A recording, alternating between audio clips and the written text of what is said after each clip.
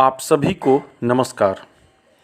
मैं दीपक कुमार जायसवाल, प्रवक्ता TCTVS Lucknow, DED SEVI पाठ्यक्रम के चतुर्थ सेमेस्टर प्रयोगात्मक प्रश्न पत्र विस्तारित कोर पाठ्यक्रम अंतर्गत पाठ योजना निर्माण की श्रृंखला के द्वितीय भाग में प्रथम कौशल प्रशिक्षण अंतर्गत दैनिक दिनचर्या तथा सामाजिक कौशलों के प्रशिक्षण पर चर्चा करते हुए उदाहरण स्वरूप दैनिक दिनचर्या कौशल के अंतर्गत टूथब्रश से दांत साफ करने के कौशल पर पाठ योजना निर्माण पर प्रकाश डाला था। इसी क्रम में ECC पाठ योजना निर्माण की श्रृंखला के इस तृतीय भाग में ज्ञानेंद्रिय प्रशिक्षण अंतर्गत ज्ञानेंद्रियों के प्रशिक्षण पर चर्चा एवं एक पाठ योजना निर्माण पर प्रकाश डाला जाएगा। आप प्रस्तुत उदाहरण के आधार पर विभिन्न ज्ञानेंद्रिय कौशलों को प्रशिक्षित करने के लिए पाठ योजना का निर्माण कर सकते हैं। ज्ञानेंद्रिय प्रशिक्षण परिचय। ज्ञानेंद्रियों का सही एवं अधिकाधिक प्रयोग का प्रशिक्षण ज्ञानेंद्रिय प्रशिक्षण कहलाता है। दिव्यांग बालकों में तो यह और भी आवश्यक हो जाता है, क्योंकि एक या अधिक ज्ञानेंद्रियों के अभाव में बालक किसी भी वस्तु की पूरी जानकारी प्राप्त करने में सक्षम नहीं होता। इसलिए इस कमी को दूर करने के लिए उसे शेष ज्ञानेंद्रियों का प्रयोग सिखाना अत्यंत आवश्यक है।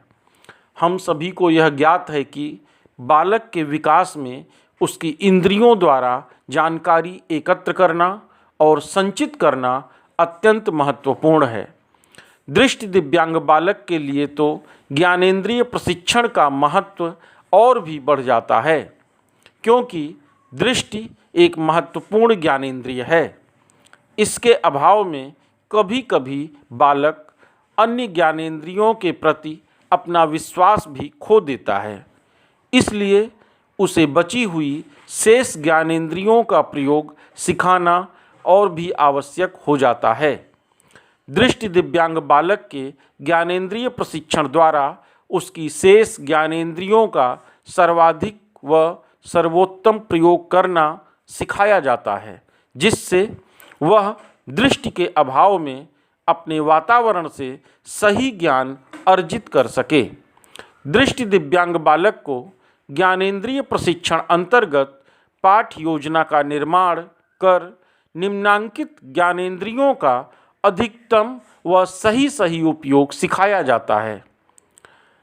पहला श्रवण, दूसरा स्पर्श, तीसरा घ्राण, चौथा स्वाद और पांचवा अवशेष दृष्टि।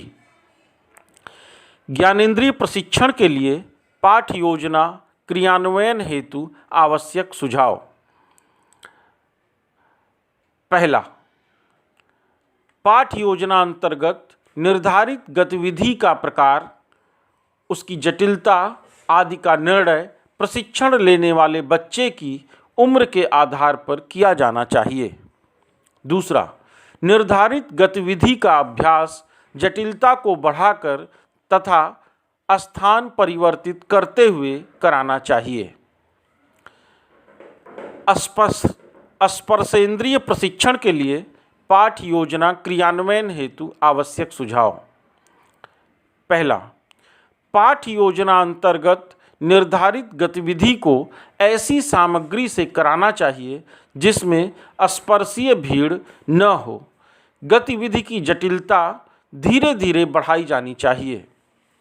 दूसरा, निर्धारित उद्देश्य की प्राप्ति होने तक बालक का अभ्यास उसकी स्थिति को दृष्टिगत रखकर कराना चाहिए। घ्राणेंद्रिय प्रशिक्षण के लिए पाठ योजना क्रियान्वयन हेतु आवश्यक सुझाव। पहला, एक साथ अधिकतम 2 या 3 सुगंधों की पहचान पाठ योजना अंतर्गत कराना निर्धारित किया जाना चाहिए। दूसरा, अत्यधिक घातक अथवा तीव्र गंध की पहचान संबंधित क्रियाविधि की योजना पाठ योजना अंतर्गत नहीं निर्धारित किया जाना चाहिए। स्वादेंद्रिय प्रशिक्षण के लिए पाठ योजना क्रियान्वयन हेतु आवश्यक सुझाव।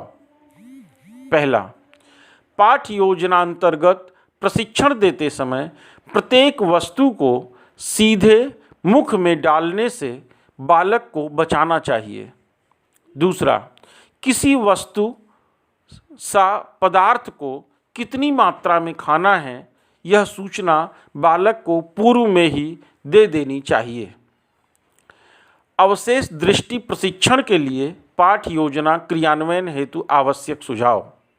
पहला, पाठ योजना अंतर्गत प्रशिक्षण देते समय प्रकाश की उचित व्यवस्था उपलब्ध होनी चाहिए। दूसरा, अलग अलग आकृति, अलग अलग सतह व कृत्रिम तथा प्राकृतिक वस्तुओं का प्रयोग किया जाना चाहिए। ज्ञानेंद्रिय प्रशिक्षण कार्यक्रम के उद्देश्य हमें अपने कार्य को करने की दिशा प्रदान करते हैं, जिससे श्रम व समय की बचत होती है।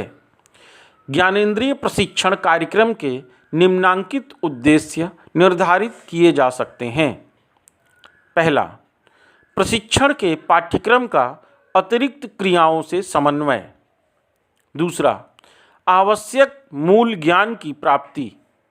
तीसरा, बालक को सरल रूप में योजना बनाकर क्रमबद्ध प्रशिक्षण प्रदान करना। चौथा, प्रशिक्षण सामग्री का सृजन एवं संग्रह। अब हम आपको पाठ योजना जो उदाहरण स्वरूप हमने निर्मित की है उसके विषय में हम चर्चा करेंगे। ज्ञानेंद्रिय प्रशिक्षण पाठ योजना संख्या 1। आप परिचित हैं कि पाठ योजना को हमने 2 भागों में बांटा है। भाग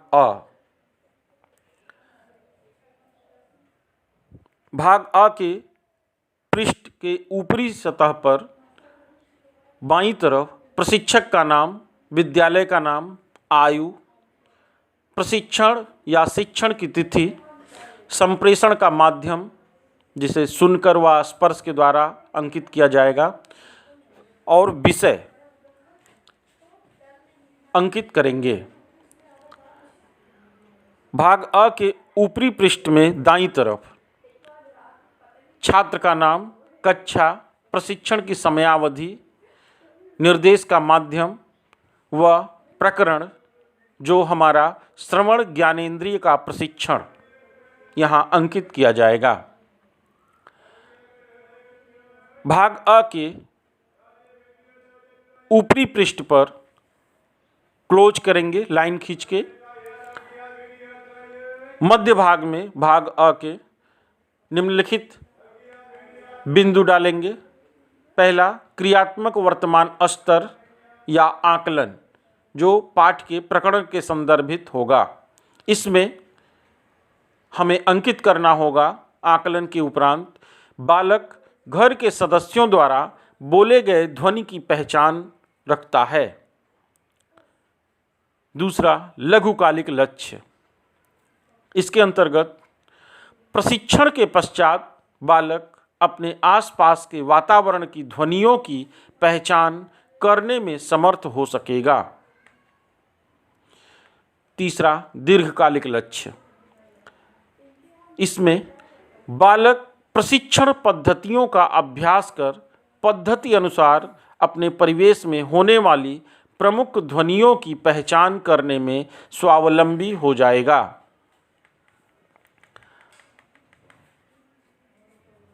अगला टॉपिक, शिक्षण या प्रशिक्षण पद्धति। इसके अंतर्गत हमने 3 पद्धतियों का उल्लेख किया है जिसे पाठ योजना में हमारे द्वारा अपनाया जाएगा। पहला, अनुस्थिति ज्ञान। दूसरा, मौखिक निर्देशन। तीसरा शारीरिक सहायता। अगला टॉपिक भाग अ का ही शिक्षण सहायक सामग्री।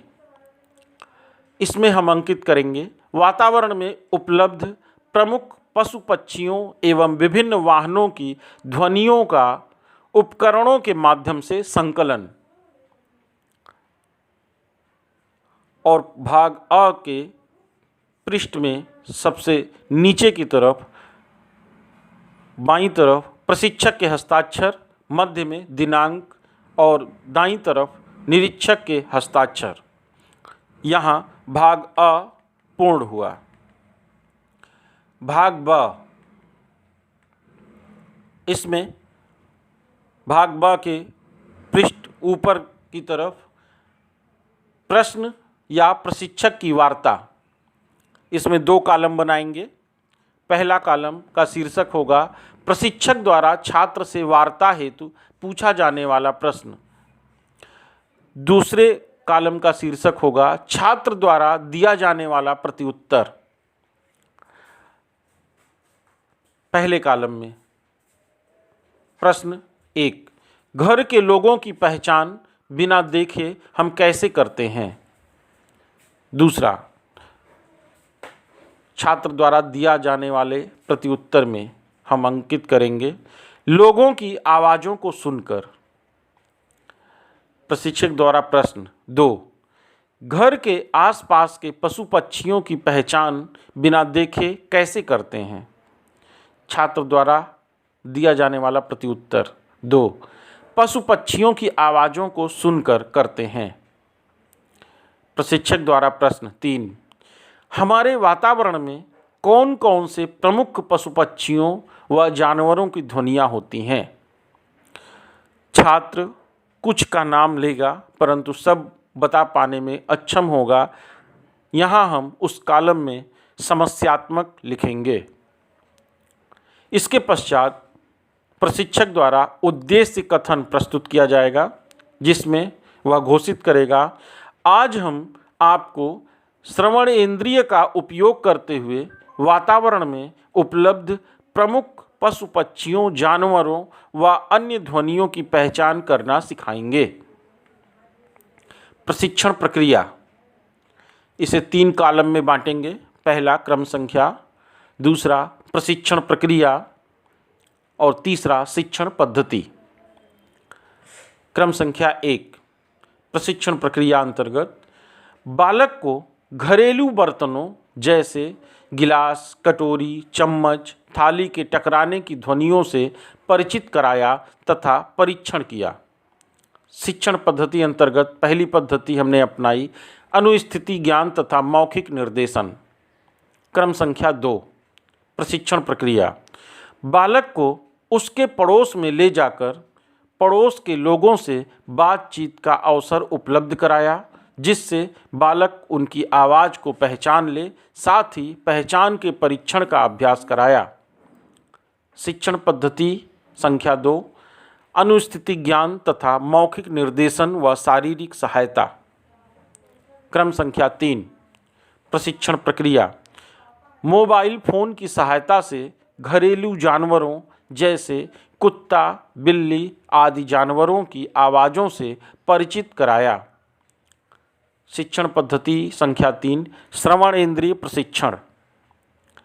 क्रम संख्या 4, प्रशिक्षण प्रक्रिया मोबाइल फ़ोन की सहायता से विभिन्न पक्षियों जैसे कौवा, कोयल, मुर्गा, कबूतर की आवाज़ों से परिचित कराया।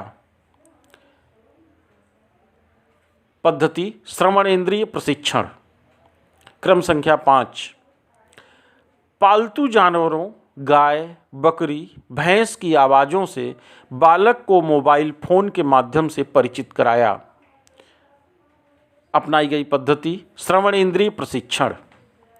क्रम संख्या 6, मोबाइल को विभिन्न दिशाओं में रखकर जानवरों तथा पशु पक्षियों की आवाज़ों को उत्पन्न कर बालक को ध्वनि की दिशा पहचानने हेतु प्रेरित किया। अपनाई गई पद्धति अनुस्थिति ज्ञान तथा मौखिक निर्देशन व शारीरिक सहायता। क्रम संख्या 7, विभिन्न पशु पक्षियों एवं जानवरों की आवाज़ों को बालक से नकल कर समान ध्वनि उत्पन्न करने का अभ्यास कराया। अपनाई गई पद्धति संख्या 7, मौखिक निर्देशन। क्रम संख्या 8, बालक को प्रेरित किया कि वह ध्वनि उत्पन्न करने वाले स्रोत व दिशा की पहचान सरलता से कर सके। अपनाई गई पद्धति अनुस्थिति ज्ञान तथा मौखिक निर्देशन। कुछ अभ्यासों के पश्चात ये हम मूल्यांकन का बिंदु डालेंगे। मूल्यांकन अंतर्गत हम लिखेंगे, बालक कुछ स्तरों पर सहयोग के साथ अपने वातावरण में उपलब्ध पशु पक्षियों एवं जानवरों के आवाज़ों की पहचान कर पा रहा है। टिप्पणी: प्रशिक्षण उपरांत छात्र कुछ स्तरों पर सहायता के साथ वातावरण की ध्वनियों की पहचान कर सकता है।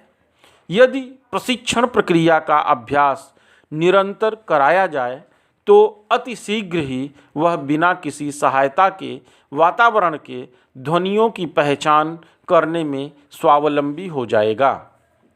इसके पश्चात हस्ताक्षर प्रशिक्षक और पाठ योजना का भाग 2 समाप्त हुआ। इस प्रस्तुत उदाहरण के आधार पर आप ज्ञानेंद्रिय प्रशिक्षण के अंतर्गत अलग अलग कौशलों के प्रशिक्षण का, जिसमें स्पर्शेंद्रिय है, स्वादेंद्रिय है, अवशेष दृष्टि के प्रशिक्षण कौशल की पाठ योजना है, इन अलग अलग कौशलों के पाठ योजनाओं का निर्माण कर बच्चे को प्रशिक्षित कर सकते हैं। यदि इस संबंध में कोई समस्या है, कोई प्रश्न है, तो आप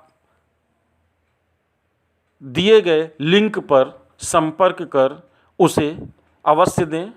यदि कोई सुझाव भी देना है तो उसका भी स्वागत है। आप कृपया कमेंट करें। धन्यवाद।